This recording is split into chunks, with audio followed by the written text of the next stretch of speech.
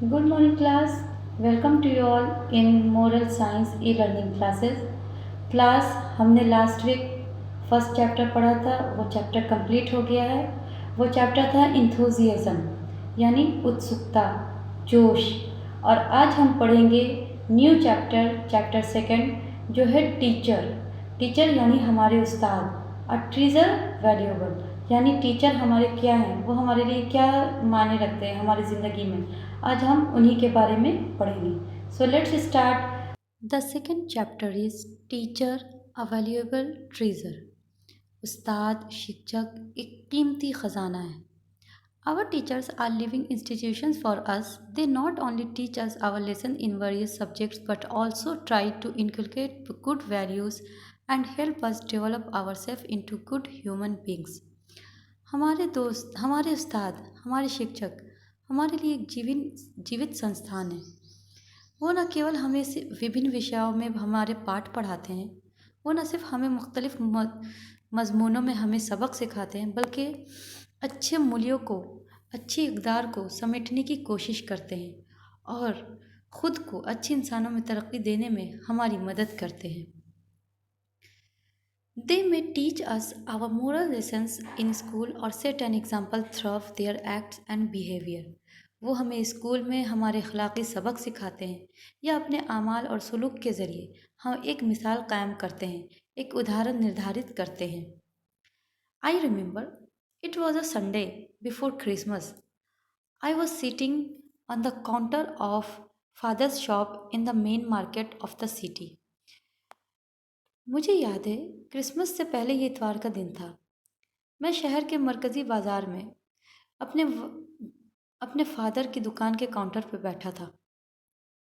From inside the warmth of the shop, I could see a little boy about 10 years old standing in front of a shoe shop, peering through the window.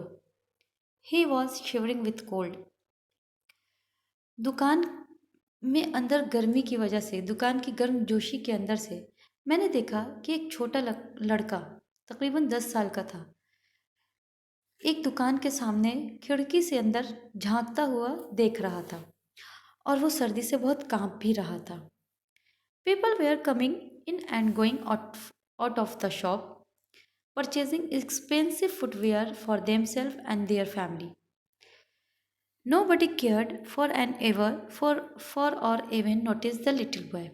बहुत सारे लोग उस दुकान में आ जा रहे थे और महंगे से महंगे जूते अपने लिए और अपने परिवार वालों के लिए ख़रीद रहे थे, लेकिन किसी ने भी उस छोटे से बच्चे को वहाँ पर खड़े होते देख केयर नहीं किया, नोटिस नहीं किया।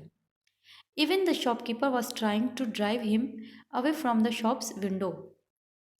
यहाँ तक कि वो जो दुकानदार था, वो कोशिश कर रहे थे कि वो लड़का उस दुकान की खिड़की से हट जाए, वहाँ से दूर चला जाए।